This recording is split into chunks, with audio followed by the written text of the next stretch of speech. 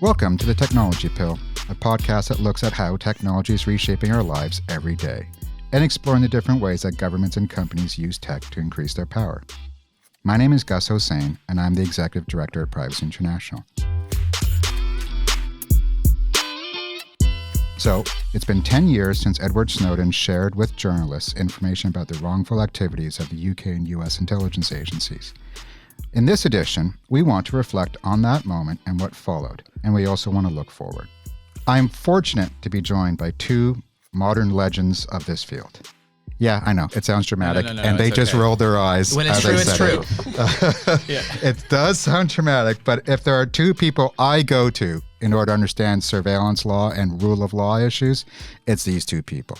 First, we've got Ben Wizner. Hi, I am Ben Wizner. I am a lawyer at the American Civil Liberties Union in New York. And Caroline Wilson Palow. Hi, I'm Caroline Wilson Palow. I'm the Legal Director and General Counsel at Privacy International. Welcome. So, apart from being good colleagues and fellow travelers, they both share two characteristics that are particularly important for the topic today. First, they both led organizational responses to the Snowden revelations. Ben is actually Ed's lawyer. Caroline led the substantive legal response for PI. So that's the first thing. Second, they're both Americans. Actually, all three of us are.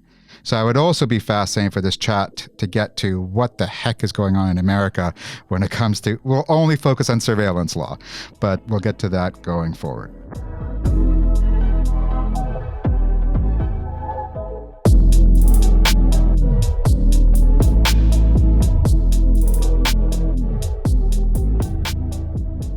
Ten years ago around this time, we got a call to our office, which at that point, we'd only had an office for about a year, so it was a bit of a strange thing to get a phone call.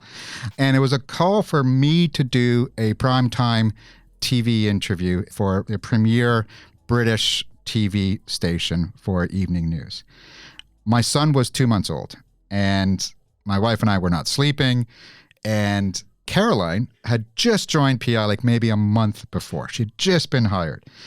And as I was preparing for this interview, for the biggest moment in modern privacy history, I got a horrible stomach flu and I had to go home. And so I threw the interview at Caroline. So for the first time ever, and I'm doing it in live recording, I'm going to say this. I'm sorry, Caroline, for having thrown you at that huge moment where we knew practically nothing about the biggest story that was going on. So thank you. You're welcome.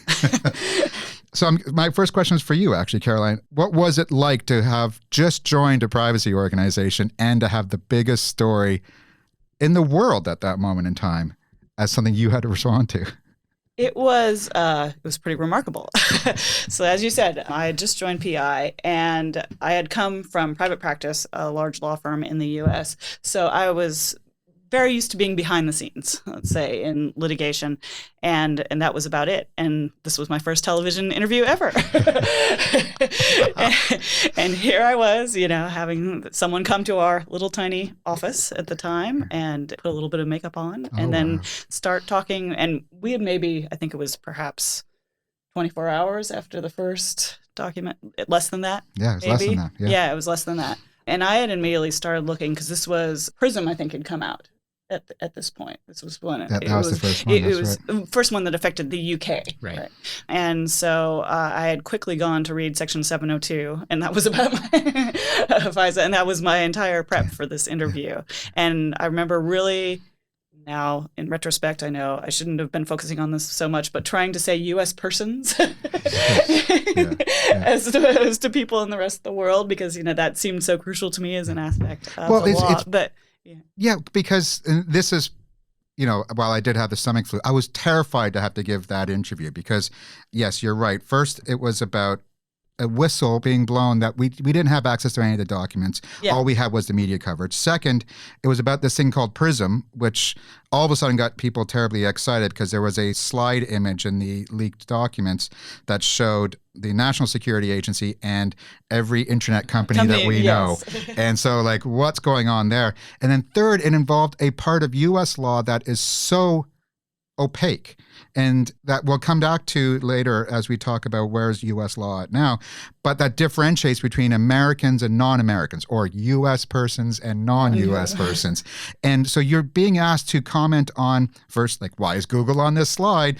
And then these tiny things in U.S. law that nobody else really knows much about that you had to learn right before the interview. Right, in about 5 hours. with quite a hostile press. I mean, one of the things that was striking about the UK media, unlike the US, was that you had one outlet, The Guardian, that was doing this courageous reporting. And then you had the government and the rest of the media beating up on The Guardian and on the source, which is something that we did not have to deal with in the US context. That was an extraordinary difference. And I'll get to that. But I'm curious, Ben, like, as much as you're allowed to speak about these things, like, what was the early moments for you? I guess at some point some guy just emailed you asking, will you be my lawyer? No, not exactly. I mean, for me, it started quite a bit earlier. Although I didn't learn Snowden's name until the rest of the world did, when that remarkable video was posted on the Guardian website around the 9th of June in 2013. I knew what was going on. My name's Ed Snowden. I'm 29 years old. I work for Booz Allen Hamilton as an infrastructure analyst for NSA. The NSA specifically targets the communications of everyone. It ingests them by default. It collects them in its system, and it filters them, and it analyzes them, and it measures them, and it stores them. This is something that's not our place to decide. The public needs to decide whether these programs and policies are right or wrong. And I'm willing to go on the record to defend the authenticity of them and say, I didn't change these. I didn't modify the story. This is the truth. This is what's happening. You should decide whether we need to be doing this. Laura Poitras had come to my office in January of 2013, had said, could you please leave your phone in your desk and can we go and have a coffee somewhere? And she had brought with her a stack of printouts that she had received over encrypted channels from someone identifying himself as Citizen 4, who insisted that he had important information to share from within the belly of the U.S. national security establishment that would, in his view, change the world. And Laura's question for me, as someone who had advised her over the years, was, A, is this person a crank? B, am I being set up? Or C, is this possibly legitimate? The first question is important because anyone, as you know, who works in the surveillance space gets all kinds of wild intakes from people who claim to have the most important revelations in the history of the world. But the tone here was pretty restrained, although there were some grandiose words. There were no claims being made that were implausible. And my advice to Laura at the time was, go the next step, but be sure you don't do this as a solo actor. You need to link up with an institution that has a general counsel's office so that you're not exposed and so that you can't be isolated. I knew in May of 2013 that she and Glenn Greenwald were flying off to Hong Kong to meet their source. We all imagined it would be someone near the end of his career with gray hair and not someone who looked like a high school student, like Snowden. So, and then in the days before the first stories were published, a few of us had seen the first documents that were going to be in those stories because there was comment in those stories from civil society. For us, the very first revelation, PRISM was second. The first was the publication of an order from the Foreign Intelligence Surveillance Court ordering Verizon Business Records, which happened to be the ACLU's phone provider, to turn over on a daily basis all of the metadata from all of its customers' phone calls to be stored for 5 years. This was in Snowden's intention and, in fact, the ACLU's ticket to federal court.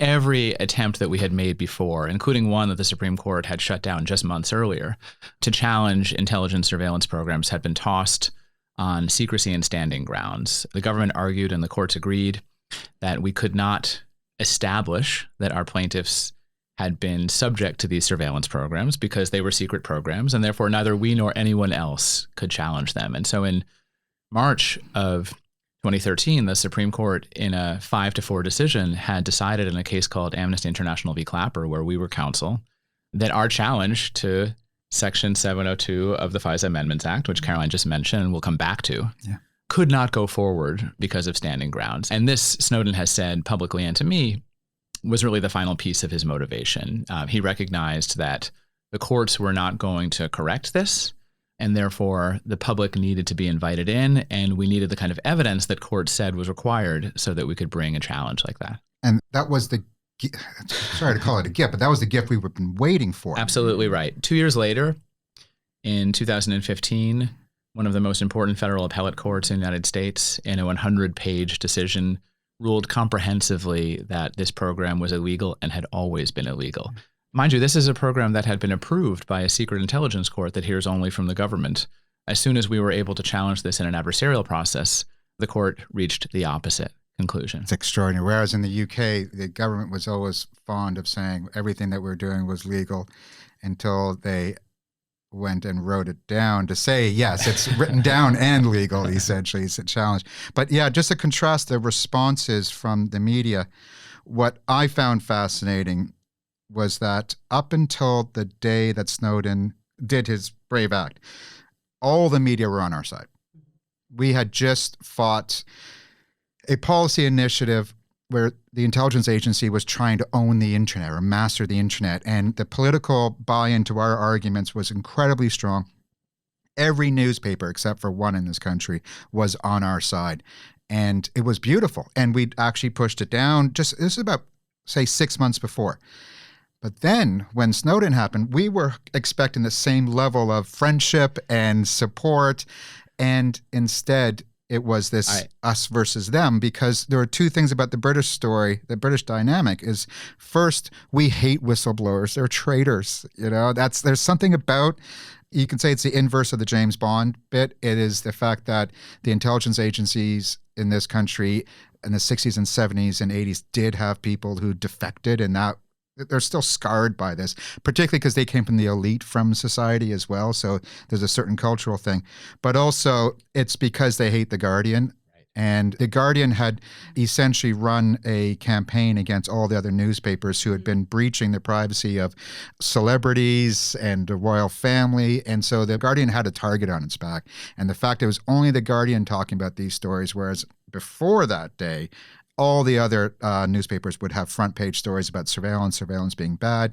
They all clammed up and just targeted The Guardian, and they hated this story. I had lunch yesterday with Ewan McCaskill, who was one of The Guardian journalists who traveled to Hong Kong to meet Snowden and who wrote some of the important coverage. And he was recalling that time. Alan Rusbridger was the editor, and he went to the BBC and said, "Do you want to see these documents? Do you want to be part of the reporting?" And they said, "Oh dear, no, absolutely no, absolutely not. No, we wouldn't do that." And that may be a weakness in hindsight in the way that the story was rolled out here. One of the real benefits of the way that it was rolled out in the US is that you did not have a single news organization. And again, our environment is different. The reason why Snowden didn't want just one news organization is not because the others would team up against it, but because it was what he called a single point of failure. If the government could persuade this one entity not to publish a story, that was the end of it. Whereas if you had The Guardian and the Washington Post and then later other newspapers essentially realizing that everyone had the same material, that would inject some competition into it. So it wasn't just the White House says it's naughty to publish this and we have to decide. It was, we'll be embarrassed if the New York Times puts it on the front page after we withheld it. Yeah. And whereas in this country, the response was that the intelligence agency showed up at the Guardian offices and took a grinder to the computers that had the data and the files on them. One of the most incredible images I've ever seen, one of the Guardian employees surreptitiously recorded it on an iPhone. So the video of this exists, and there's no greater example of a government tantrum, given that everyone knew that the material had already been shared with the Guardian US. The paper, which had other copies of the Snowden files overseas, agreed to take an angle grinder to the computer while the intelligence agents watched.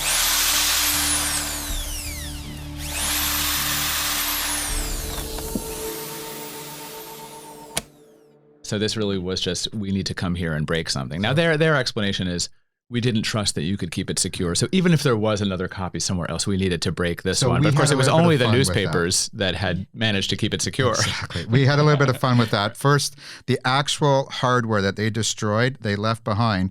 And we arranged with one of the larger museums in this country to put it into an exhibit.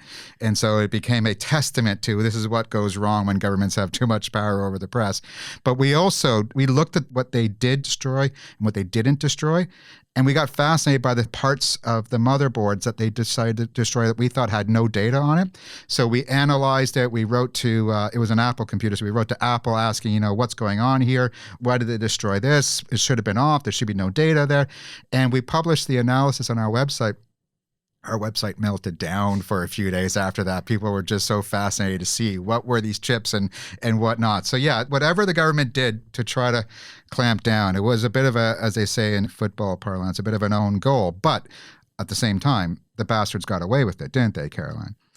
They did. And it's really interesting because you were talking about how you needed that first release, the order, to have standing in the U.S. to challenge these various government surveillance practices. But here, we actually had the ability to immediately go in court. And we actually could have even before the Snowden documents came out, because there's this court here called the Investigatory Powers Tribunal that hears challenges against the intelligence agencies. And the whole sort of reason it exists is because they recognize that you often don't know that you're under secret surveillance. And so you don't need any standing in the American sense to go into this court. You can just hypothetically suggest that there is surveillance happening to you, and the IPT has to then go and investigate. And that happens in secret and figure out what's happening and if it is in accordance with the law. So we right away, a few days after that initial press interview, put together a complaint and submitted it to the IPT, except this time it wasn't just hypothetical.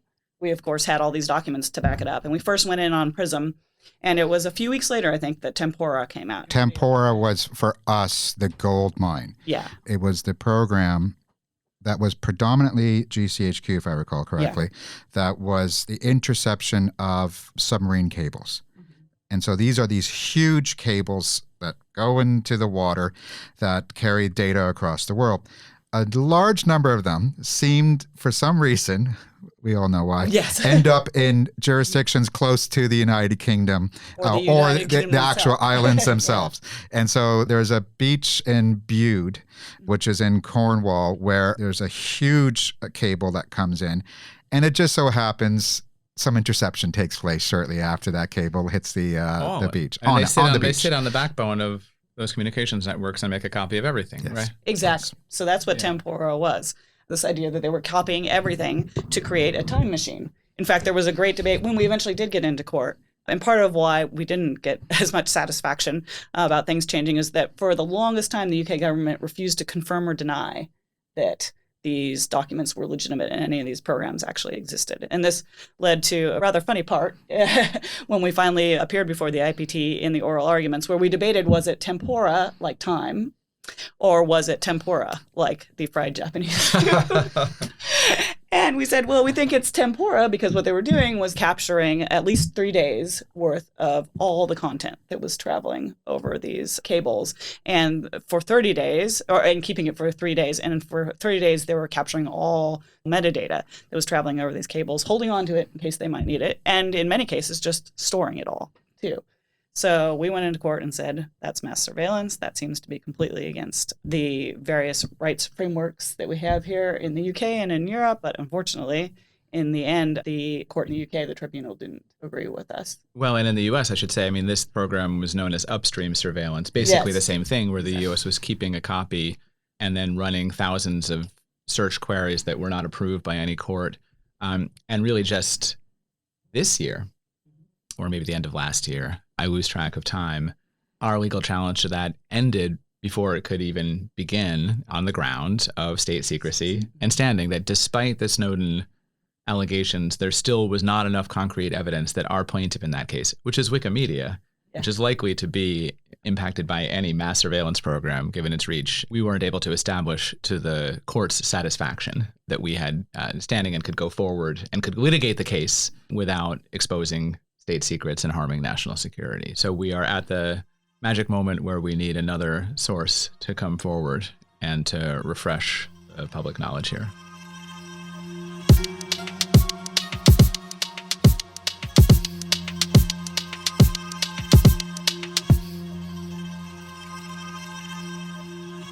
So we both described some dynamics that made this particularly hard to respond to at that moment. Even though it was what we were waiting for this entire time, it was hard to respond because of, the Guardian dynamics or the UK government being particularly troublesome or the courts just not still willing to bite into this. If I could just add an additional dynamic. For the first time ever, my family knew what I did for a living, but I don't think they quite understood it. I remember speaking to my mom a couple of days after because she watches American news all the time. And she said, "Do you know this Ed Snowden guy?" And I said, "No, not personally." And she said, "Why is he being so mean to Obama?" And so there was also that dynamic. And equally, though, my understanding of American political history on surveillance, because I grew up in the 1990s discourses where you had a Clinton presidency and you had Republicans who, in the Senate particularly, who were fervent believers in privacy, fervent believers in encryption. John Ashcroft was responsible for some of the pro-encryption policy in the U.S. Senate, who then became Bush's Attorney General post 9/11 and then completely flipped. And so I was worried we were going to face that dynamic all over again, where you had a president of one party and the other party would try to hold to account. But that didn't even happen this time around. And in the UK Parliament, that didn't happen as well. Like the opposition just did not arise at all. It was extraordinary, the political silence in the UK. And as a charity, we don't talk about political parties and we try to stay above the fray. And it's easy when the fray didn't even happen, which was very annoying. What was it like in the US? It didn't resolve into the sort of usual predictable partisan lines. With all of these kind of surveillance and privacy issues, there's the problem of abstraction and getting a political traction. I think because Snowden's story was so dramatic, we had this moment where the public was paying a lot of attention. And one other thing that was a real benefit in this dynamic was that this was not one disclosure where the intelligence community could then get their act together, get their story straight, admit what they needed to admit, deny everything else, and move on. They had no idea what was going to be published the next week, the week after that, the week after that, the week after that. So they were really on their heels for months, and the momentum sort of kept driving forward, one story after another. One divide that was interesting is that you had the technology community in Silicon Valley and elsewhere outraged by the disclosures. People who were not necessarily traditional Democrats or Republicans, but very wealthy and very influential, who were learning that, in the words of some of them, the NSA was setting fire to the internet, that even as they were coming in the front door with court orders, they were breaking into the back door at places where communications were not encrypted. And so you had this whole influential community sort of waking up to a different threat model, and people who had political influence. And, when we finally did have legislation in the US in 2015, it was bipartisan and it passed. Obama, after initially saying nothing to see here, don't worry about it, appointed a high-level presidential panel that included senior intelligence officials and legal experts, and they recommended a series of really sweeping changes. So there really was, for this moment, some energetic oversight. I mentioned before the courts, I just said Congress. You saw the media getting much more aggressive in response to the usual government tactics, telling them you're going to have blood on your hands. And then you had the technology community creating another kind of check and balance and hardening their encryption. The director of national intelligence lamented in an interview that the Snowden disclosures had accelerated the adoption of encryption by 7 years, which Snowden says is the nicest thing anyone has ever said about him. Right. Yep. So I think that, had there been a Republican president at the time, you might have seen what you had with the war on terror dynamics earlier, where there was all this horror on the liberal side at the abuses. And that was not the case. Yeah. But in a way, the kind of debate that took place might have been more honest as a result of that. Yeah.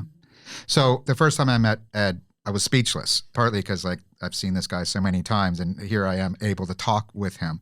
But second, I was ashamed because here's this guy who did this extraordinary sacrifice so that we could all know this story. And he basically said to the journalists, run with it. And I felt like he was saying that to us, though he never said that to us, which was now do what you do.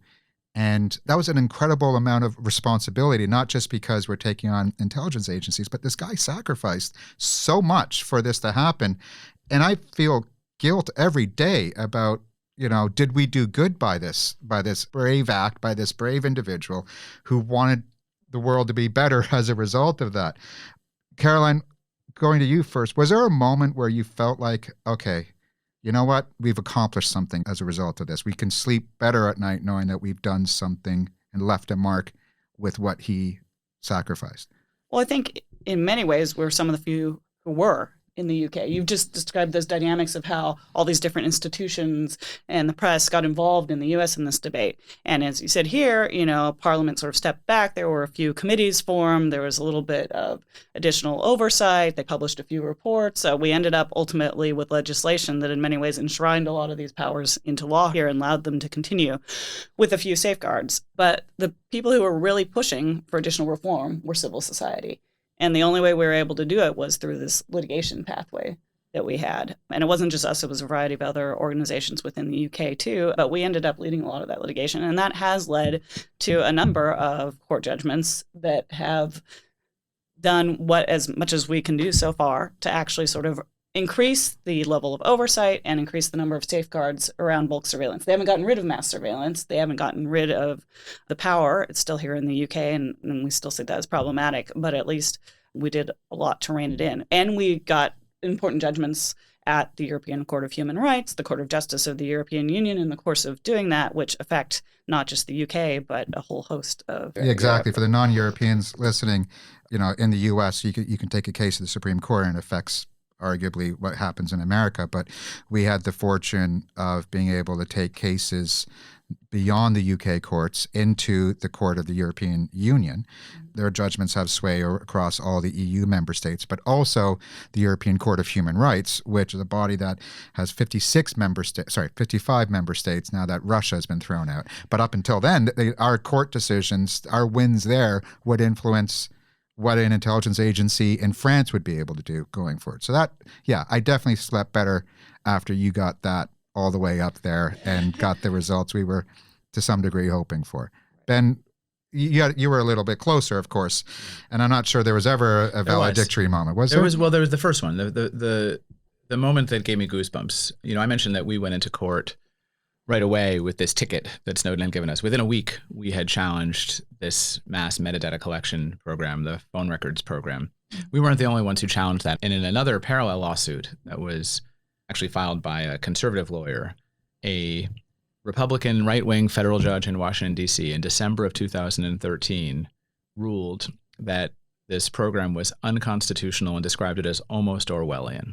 Nice. And this was so unprecedented for us to get a ruling on the merits, to have it go against the NSA, and then a few weeks later, the New York Times, the most important newspaper in the world that had been initially excluded from being part of the coverage, published an unsigned editorial, Edward Snowden, whistleblower, and called for him to get clemency. And remember, this is that we have the whole machinery of the defense and intelligence community trying to paint him as irresponsible, immature, a narcissist, a traitor. And for these organs of the establishment to come out and say, no, actually what he exposed was illegal. Actually, he did a public service. And we need to stop talking about him in this framework of, criminal, traitor, or otherwise, was an amazing moment for all of us and for me personally. I'm still waiting for my mom to acknowledge that, but, that is incredibly impressive. And so all these years later, can you say, beyond necessarily the surveillance aspects, is there a positive legacy that he may feel he can look and say, you know what, I've done something there. It might not be a change in a law. Like, is it possible that he's forged a path for the next whistleblower, or? Well, I think we have seen a lot more whistleblowing since then.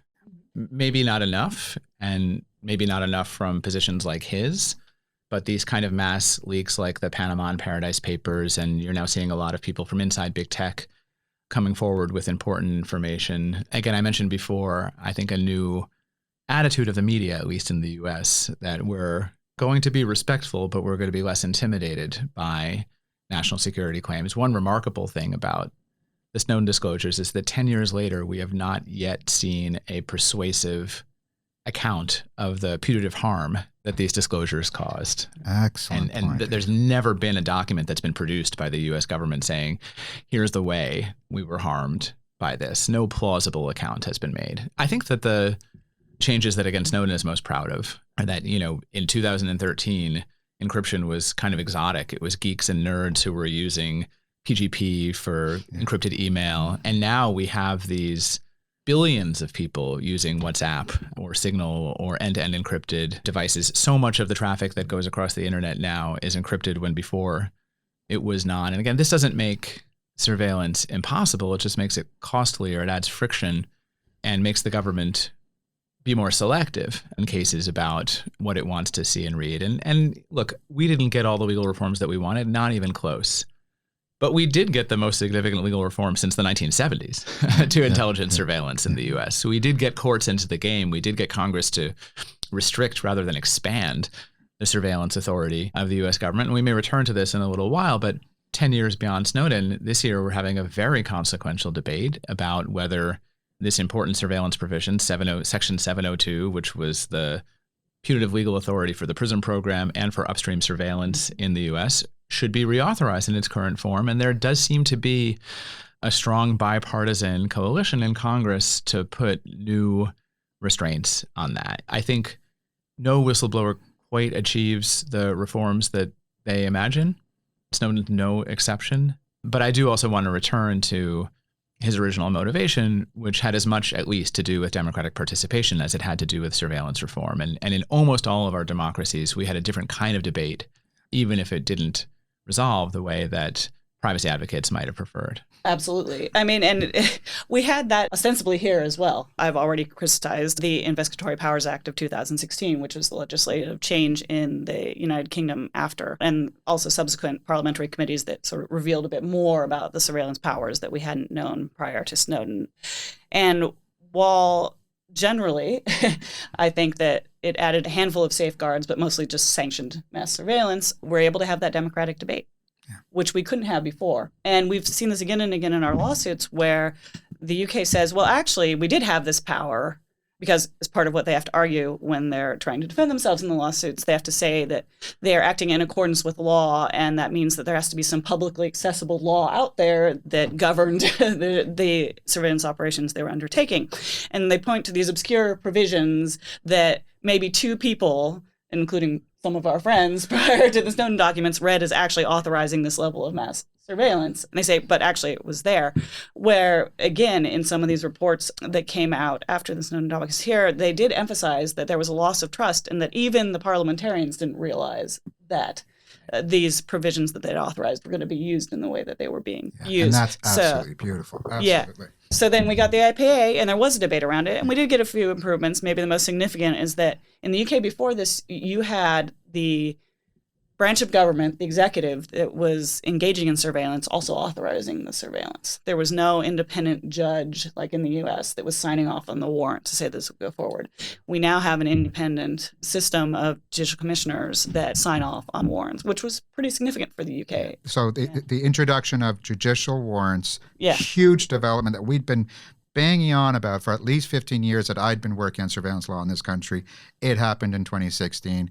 And I want to say there's a very tight line between Snowden and that, but nobody will ever admit that. But also the other thing, despite being the land of the Magna Carta, the amount of so-called law that's not actually written down on a piece of paper is ridiculous. And I think that's one thing that we have changed in this country, that there's no longer enough for the government to say, oh, there's a law. Where is it? Show it to us. And in one case, and I'm surprised Caroline didn't talk about this case, but maybe because it would make her swear and she's too professional. One day in court, they were asked, what is this law? And then the next day in court, they showed up having typed it overnight and presented to the judges the next day saying, here it is. Oh, that didn't just happen once. That was in every single case that we filed, because they didn't have enough clarity in these sort of very broad provisions, some dating from the early 80s that they were using to engage in this surveillance. It's a special common law oral tradition. Yeah, exactly. Making it up as we go along. Yeah, so it's become a bit of a joke. But we've actually forced the government to send intelligence agents to court to give evidence. No. That was never done before either. So, significant transformation in the way that accountability is done.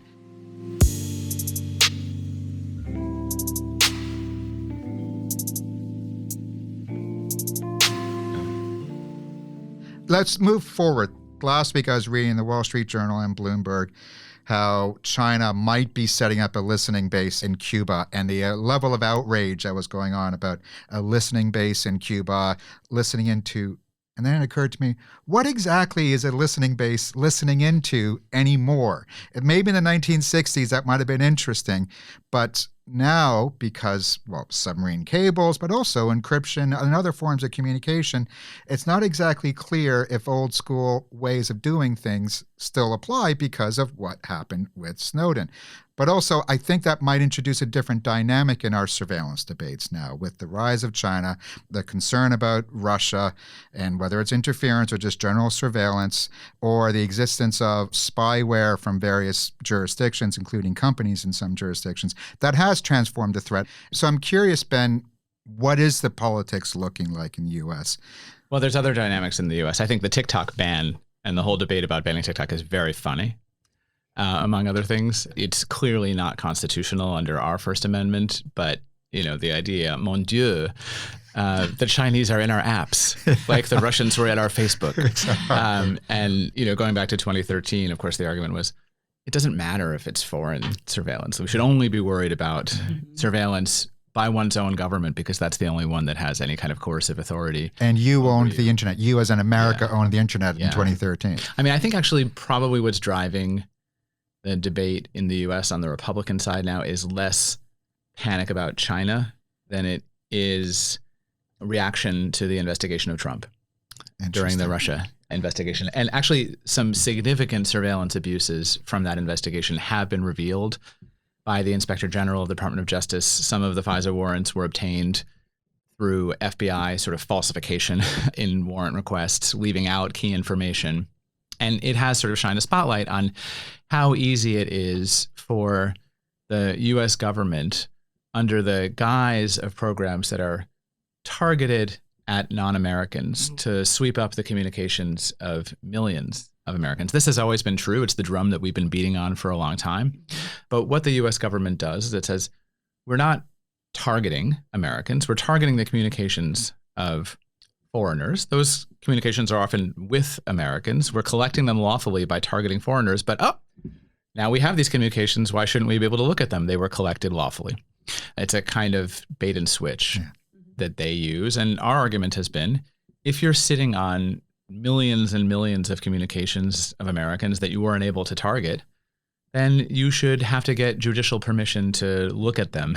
You shouldn't be able to just hand them off to not even intelligence investigators, law enforcement, this information that was collected without any kind of suspicion whatsoever. And so that would be the most significant reform.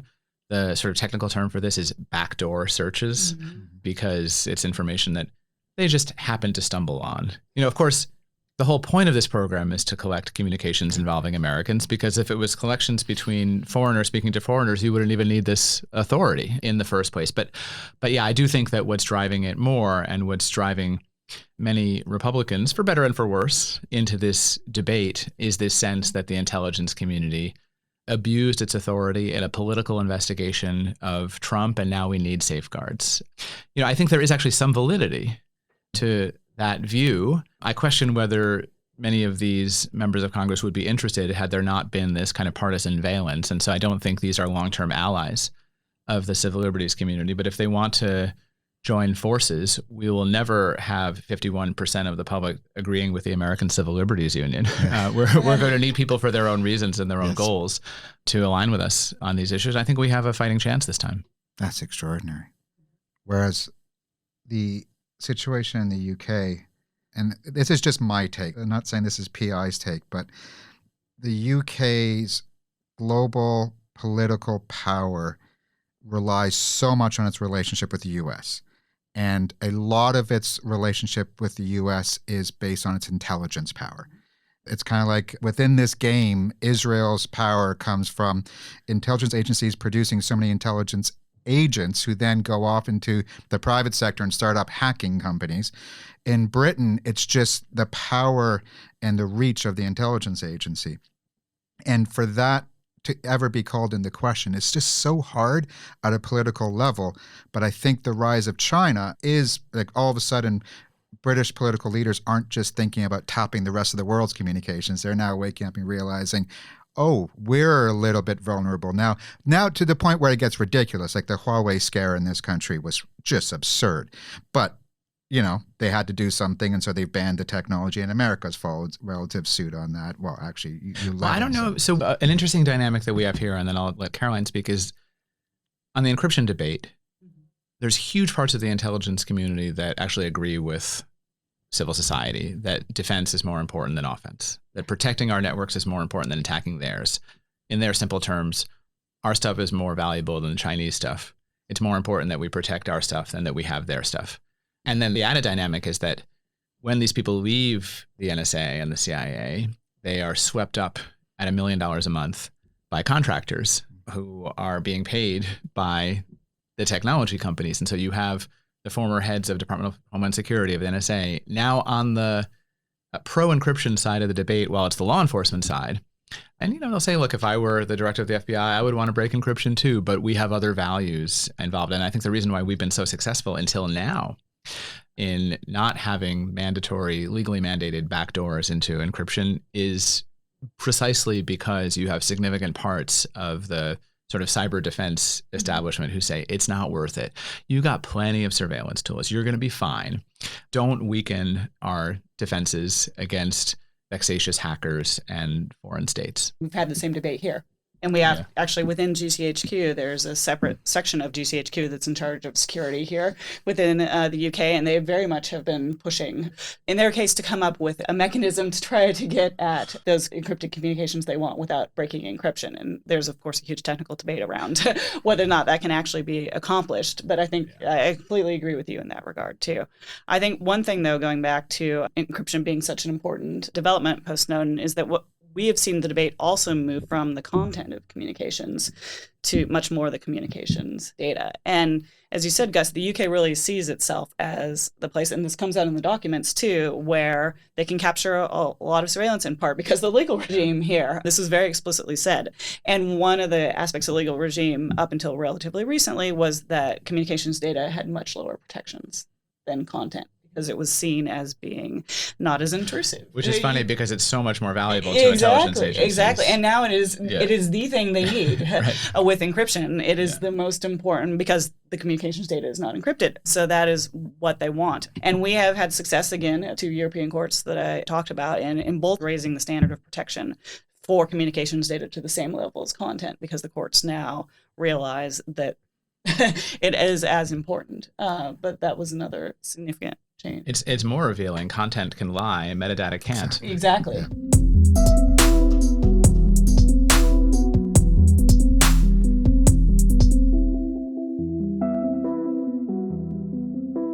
Let's draw this to a close with a slight dark and then move to the light.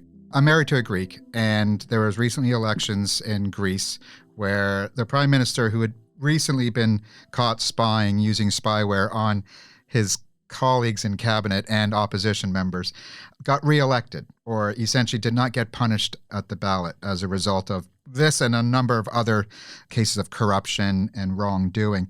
And my wife shared with me an article where a journalist wrote up saying, well, this is just proof that things are so bad because nobody cares. Clearly, the Greek people should have thrown this guy out because of the abuses, particularly of the spyware abuses. And so everything's lost. Now, I've been working in this field for 26 years, and I'll admit I've gone through ebbs and flows, but I'm actually feeling incredibly optimistic in this moment in time. I feel like we've never had this level of awareness. And we had Edward Snowden in 2013 finally show the world what we were saying was potentially possible was possible.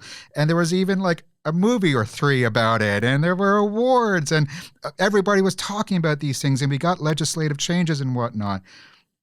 But things are a little shit right now, too. So what, after having been through these 10 years, and I know you both had longer careers than that on these issues, but I'm still curious, with this 10-year period, with its ups and downs, how are you feeling about where we're heading next? Well, on mass surveillance, it's really quite interesting because for a long time, we've tried to capture the public imagination, as you were just talking about with the spyware too. Spyware seems to be much easier in that regard. You can really think about someone hacking your phone and seeing your private messages. With mass surveillance, it's tapping into these giant cables going across the ocean that seemed much more abstract. And so a good part of the last 10 years, we tried to figure out how to engage the public on this. And I am hopeful that that is changing a bit. For instance, the use of facial recognition technology, which has suddenly become so prominent and in the news and is being challenged in local communities across the US, for instance, in the UK too. And they're saying, no, we don't want to use this. That is a form of mass surveillance, of course, is, scanning everyone's faces in the same way that you'd scan everyone's communications if you're looking for someone that might be a suspect. And I think that we are seeing people stepping up and actually being more aware that this is out there, and this is creeping closer and closer to some of those other countries like Russia and China that have problematic surveillance regimes, and that's what we don't want. And then also in the UK, we did have some successes. We do have better oversight regimes now. We do have better mechanisms. And we even forced some of those mechanisms, like the IPT, to be more public, to say more about what surveillance is happening, to say more about the errors. We just recently, early this year, got a judgment out of the IPT criticizing MI5 for the internal failure to not follow the safeguards that the Investigatory Powers Act had imposed. And I think that would, again, be almost unimaginable 10 years ago to have that insight into what was happening internally within one of the spy agencies. So there is reason for hope. You see, I think the Greek example that you gave is kind of dark evidence about how tribal politics have become in most of our countries, and that people stop evaluating their tribe based on things that did or didn't happen and just accept anything that we do against the other side that needs to be done. And I think for the most part, surveillance and privacy issues have been kept outside of that and need to stay outside of that, that people kind of need to understand that whatever it is that you allow your side to do is going to be done by the other side. And it's why, I think historically and still somewhat now, these issues have been pretty nonpartisan in the US context. You have had conservative libertarians, and I know you have it here as well, who have been raising the alarm when we look at sort of state legislation that puts restrictions on law enforcement. You see these laws passing first in Utah and Montana before they are passed in Massachusetts or California. For your UK listeners, Utah and Montana are very conservative states. And I think that even in our courts, at least in the law enforcement context where we can litigate, right? Intelligence, the problem is secrecy. It's still secrecy. We're seeing a lot of bipartisan concern. We've seen a bunch of landmark decisions from our very conservative Supreme Court acknowledging that the digital age is making surveillance much cheaper and easier for the government, and we need new constitutional bulwarks to add friction where we didn't need it before. That law enforcement needs to get a warrant from a judge before they can call Verizon and get all the location records from my phone. These are things that I don't know that we would have had the same kind of developments in the law in a bipartisan way had Snowden not massively increased kind of public awareness that these devices can be used against us and not just for us. And so I think that is what makes me cautiously optimistic still, is that we can address different audiences here that have different concerns. What makes me nervous is just that, when you now see Trump critics valorizing law enforcement and the intelligence community because Trump has attacked them, I worry that we're now going to have Democrats being the party of enforcing classification, defending the FBI, and not raising important concerns about their power and their reach. Yeah. I count my lucky stars every day I get to work in this field. And I think back to before I started work on privacy issues, there was always a temptation to be, if you're interested in these issues, to become essentially a political hack. And I wanted to work on the larger frame.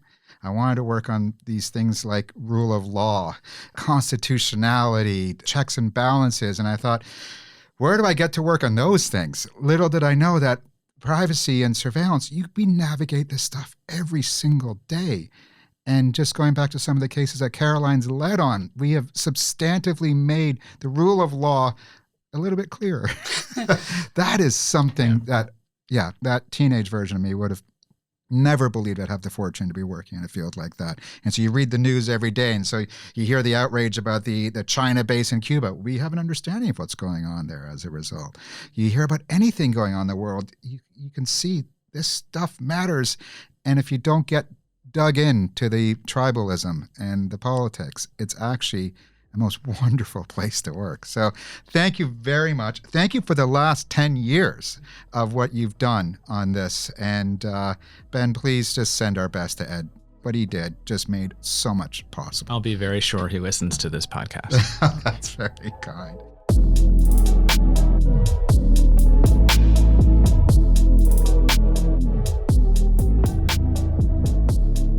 Thank you for listening. Remember, you can tell us what you think about the podcast by visiting us at pvcy.org/TP survey. You can sign up to be the first to learn more about our work at pvcy.org/pod signup. And we'll include some links to relevant articles and information in the description or on our website at pvcy.org/techpill. Don't forget to rate and subscribe to the podcast in whichever platform you use. Music is courtesy of Sepia. This podcast was produced by Max Burnell for Privacy International.